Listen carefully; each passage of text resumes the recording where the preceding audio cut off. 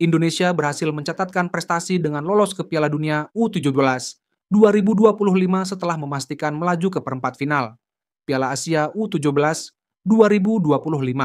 Ini menjadi kedua kalinya Merah Putih lolos ke Piala Dunia U17 setelah 2 tahun lalu menjalani debut ketika menjadi tuan rumah. Namun, kelolosan ke Piala Dunia U17 2025 kali ini lebih spesial karena Indonesia meraihnya dengan berjuang melalui jalur kualifikasi. Apresiasi layak diberikan kepada timnas U17 Indonesia, Aswan Nova Arianto dan juga PSSI yang mampu membuktikan talenta lokal juga bisa berprestasi di kancah Asia. Berikut ini komentar fans Vietnam menanggapi kesuksesan timnas Indonesia lolos Piala Dunia U17 2025. Generasi Indo ini memang kuat-kuat sekali, banyak yang menilai kalau Yaman U17 itu lemah. Pasti mereka sudah lupa dengan pertandingan Yaman U17 di babak kualifikasi. Kita main di kandang sendiri, tapi tetap saja kita lebih lemah dan harus bolak-balik buang waktu untuk menahan imbang Yaman dan mendapatkan tiket juara kedua untuk bisa masuk ke babak final ini. Indonesia berada di grup yang sangat mudah, bersaing dengan Yaman dan Afghanistan.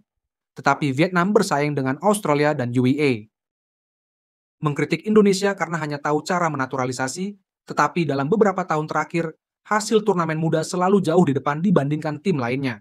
Sekarang orang-orang punya tiket Piala Dunia lebih awal, tapi saya tidak yakin saya punya tiket. U17 Korea tidak membantu siapapun kecuali diri mereka sendiri. Jika U17 Korea tidak menang, mereka akan tersingkir. Ketika Anda tidak memiliki poin setelah pertandingan pembukaan, kedengarannya agak aneh untuk mengatakan bahwa Anda harus membantu tim mendapatkan 3 poin. Jika Anda sendiri tidak mampu menyelamatkan diri, siapa yang dapat Anda tolong? Itu menunjukkan bahwa sepak bola Indonesia saat ini sedang maju dengan sangat baik. Jadi siapapun yang masih berilusi kepada Park Hang-seo, sang pelatih yang hanya mengandalkan keberuntungan, salah besar. Jadi anggap saja biasa saja jika timnas Vietnam kalah dari timnas Indonesia. Sebagai penggemar gerakan tersebut, Anda juga seharusnya tidak banyak bicara. Dalam beberapa tahun terakhir, sepak bola Indonesia telah mencapai banyak keberhasilan, dan Indonesia akan memegang takhta di Asia Tenggara untuk beberapa tahun lagi. Siapa yang berani mengatakan Belanda, mereka mampu mengalahkan Korea Selatan tanpa naturalisasi, yang merupakan bukti bahwa naturalisasi adalah hal yang baik jika digunakan dengan benar. Pemain muda akan ingin berjuang keras, karena mereka melihat bintang-bintang besar bermain untuk tim nasional, mereka akan berusaha keras karena mereka ingin mengikuti jejak idola mereka. Di tim nasional, pemain lokal banyak belajar dari pemain asal Belanda. Meskipun mereka tidak bermain di tim utama, mereka tetap belajar melalui latihan. Dulu mereka takut kalau ketemu kita atau Thailand. Tapi sekarang lawan mereka adalah tim-tim papan atas di Asia, termasuk Australia. Mereka tidak minder lagi dan semangat itu menular dari timnas ke U23 kemudian U17. Tidak ada lagi rasa takut. Indonesia telah banyak berinvestasi dalam sepak bola muda dalam beberapa tahun terakhir. Selamat Indonesia. Tidak seperti tim manapun yang kalah 2 pertandingan dan tersingkir lebih awal. Selamat U17 Indonesia. Kalian adalah kebanggaan sepak bola muda Asia Tenggara. Thailand menggunakan tim B sehingga mereka hanya kalah 2 pertandingan. Namun batu itu jauh lebih indah dari Indonesia dan Vietnam.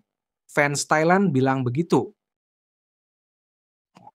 Kalaupun Korea kalah, Indonesia masih punya kesempatan masuk karena sudah menang 2 kali pertandingan berturut-turut. Dan mereka pasti menang atas Afghanistan, jadi Indonesia juga pasti masuk, jadi kenapa harus mengandalkan Korea? Selamat kepada kakak tertua Indonesia, seluruh Asia Tenggara bergembira, karena Indonesia pantas menjadi kakak tertua. Hanya satu negara di Asia Tenggara yang tidak bergembira, aneh sekali. Sebenarnya Indonesia tidak sekuat itu. Mereka masuk ke grup yang mudah sehingga peluang untuk lolos grup cukup besar. U17 hingga U23 Indonesia bermain bagus dan meledak, tetapi tidak memiliki peluang untuk terpilih masuk tim nasional di masa mendatang. Mengapa grup Indonesia ini penuh dengan tim yang lemah? Korea sangat lemah sehingga mereka dikalahkan oleh Indonesia. Jika Korea bertemu Vietnam, Vietnam juga bisa membuat perlengkapan tenis. Mereka mengalahkan Korea dan menduduki peringkat pertama grup, sedangkan lawannya adalah Yaman yang bermain melawan Vietnam, dan peringkatnya di atas Vietnam. Belum pernah sebelumnya pemain lokal tim nasional membayangkan bahwa mereka bisa berlatih bersama dan belajar dari rekan satu tim yang bermain di Serie A, Eredivisie, atau liga top lainnya. Itu benar-benar meningkatkan kepercayaan diri mereka, dan kepercayaan diri membuat mereka lebih baik. Tim muda Indonesia bagus, tapi tidak punya masa depan di tim nasional. Posisi pertama dan kedua di grup tidak berarti apa-apa. Mungkin saat kamu masuk babak selanjutnya dan ketemu tim yang kuat dan finish di posisi kedua, barulah kamu akan tahu seberapa hebat kamu.